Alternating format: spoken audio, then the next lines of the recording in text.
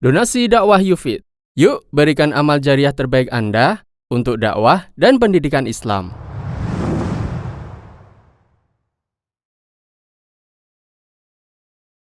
Perkenankan kami berbagi kesalahan dalam sholat. Pertama, sholat terlalu cepat. Nabi Shallallahu Alaihi Wasallam memerintahkan kita untuk bersikap tenang dalam setiap gerakan sholat. Beliau Shallallahu Alaihi Wasallam mengajarkan kepada orang yang sholatnya terlalu cepat, jika kamu hendak sholat, berwudulah dengan sempurna. Setelah itu berdirilah menghadap kiblat. Berdirilah dengan tegak dan tenang. Lalu bertakbirlah. Lalu bacalah Al-Quran yang kamu anggap mudah. Setelah itu rukuklah sampai kamu benar-benar tenang dalam rukukmu. Lalu berdirilah i'tidal sampai kamu benar-benar tegak berdiri. Setelah itu, sujudlah sampai kamu benar-benar tenang dalam sujudmu. Lalu duduklah sampai kamu benar-benar tenang dalam dudukmu. Lalu sujudlah sampai kamu benar-benar tenang dalam sujudmu. Setelah itu duduklah dengan tenang. Dan lakukanlah seperti itu dalam semua salatmu. Muttafaqun alaih. Kedua, melakukan gerakan yang berlebihan. Para ulama menyatakan bahwa gerakan yang berlebihan dan diulang-ulang tanpa kebutuhan bisa membatalkan sholat. Imam Ibnu Utsaimin menjelaskan, gerakan dalam sholat bisa membatalkan sholat jika 1. Dilakukan terlalu banyak. 2. Tidak ada kebutuhan. 3. Berturut-turut artinya tidak terpisah. Jika gerakan yang banyak tersebut dilakukan secara terpisah-pisah, maka tidak membatalkan sholat. Jika ia bergerak 3 kali pada rakaat yang pertama, kemudian bergerak lagi 3 kali di rakaat kedua, kemudian bergerak 3 kali juga di rakaat ketiga, dan bergerak juga 3 kali di rakaat keempat, yang jika gerakan-gerakan ini digabung, tentunya banyak gerakannya.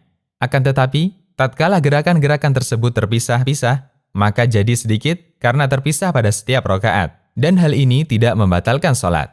Syarhul Mumti'. Ketiga, mendahului imam atau membarengi imam. Nabi Shallallahu Alaihi Wasallam menjelaskan bahwa imam itu ditunjuk untuk diikuti. Kita ruku setelah dia ruku, dan kita sujud setelah dia sujud, tanpa mendahuluinya. Bahkan Rasulullah Shallallahu Alaihi Wasallam memberi ancaman berat bagi mereka yang mendahului imam, bahwa Allah akan mengubah wajah mereka seperti wajah keledai. Dari Abu Hurairah radhiyallahu anhu, Nabi Shallallahu Alaihi Wasallam bersabda, yang artinya, hendaknya orang yang mengangkat tangannya sebelum imam, dia merasa takut. Allah akan mengubah kepalanya menjadi kepala keledai. Hadis riwayat Muslim, Ahmad, dan yang lainnya. Ada 4 jenis gerakan makmum terhadap imam. 1. Mendahului imam, hukumnya terlarang dan dosa besar. 2. Membarengi imam, hukumnya juga terlarang. 3. Terlalu telat dari imam, seperti terlalu lama sujud, sementara imam sudah tasyahud. Ini juga dilarang. 4. Mengikuti imam. Inilah yang benar. Makmum bergerak setelah imam sempurna bergerak. Dalil bahwa para sahabat tidak membarengi imam adalah hadis dari Al-Bara' bin Azib radhiyallahu anhu. Beliau menyatakan, kami dahulu salat di belakang Nabi Shallallahu Alaihi Wasallam. Apabila Nabi mengatakan, Sami'allahu liman hamidah, maka tidak ada seorang pun di antara kami yang menyondongkan punggungnya sampai Nabi Shallallahu Alaihi Wasallam meletakkan dahinya di tanah. Muttafaqun alaih. Keempat, melakukan sujud yang salah. Seperti tidak meletakkan 7 anggota sujud di alas, termasuk hidung. Nabi Shallallahu Alaihi Wasallam memerintahkan kita untuk meletakkan 7 bagian badan ke tanah saat sujud. Dahi, hidung, 2 tangan, 2 lutut, 2 kaki. Namun ada sebagian masyarakat yang mengangkat kaki saat sujud dan berakibat menjadikan salahnya sujud. Dari Ibnu Abbas radhiyallahu anhu bahwa Nabi Shallallahu Alaihi Wasallam bersabda, yang artinya, aku diperintahkan untuk bersujud dengan bertumpu pada 7 anggota badan, dahi, dan beliau berisyarat dengan menyentuh tangan ke hidung beliau, 2 telapak tangan, 2 lutut, dan ujung-ujung 2 kaki. Hadis riwayat Bukhari dan Muslim.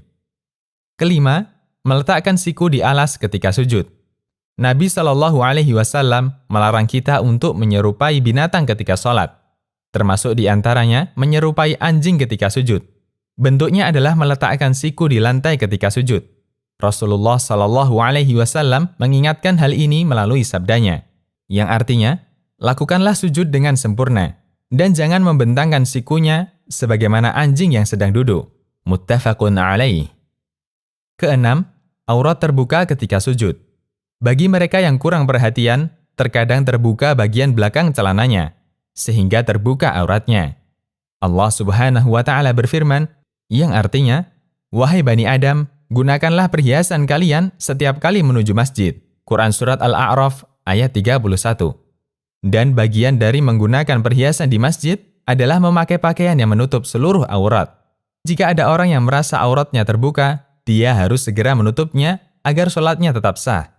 Asy-Syirazi, yaitu salah seorang ulama Syafi'iyah, mengatakan, jika bajunya diterpa angin hingga terbuka auratnya, kemudian langsung dia tutup kembali, maka sholatnya tidak batal.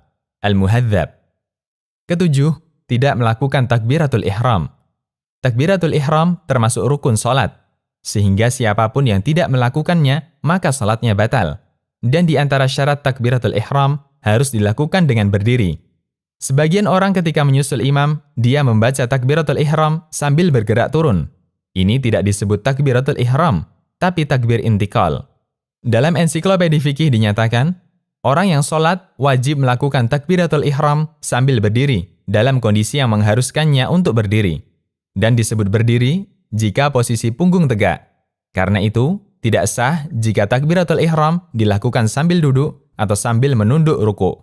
Al-Mawsu'ah Al-Fiqhiyah. Kedelapan, melirik atau tidak melihat tempat sujud ketika sholat.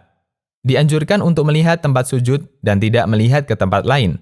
Aisyah radhiyallahu anha menceritakan, Rasulullah shallallahu alaihi wasallam masuk Ka'bah untuk mengerjakan sholat. Dalam pandangan beliau tidak meninggalkan tempat sujudnya, yaitu terus mengarah ke tempat sujud, sampai beliau keluar dari Ka'bah. Hadis riwayat Al-Hakim dan Al-Baihaqi. Semoga Allah Subhanahu wa Ta'ala menjadikan kita untuk selalu semangat dalam menyempurnakan sholat.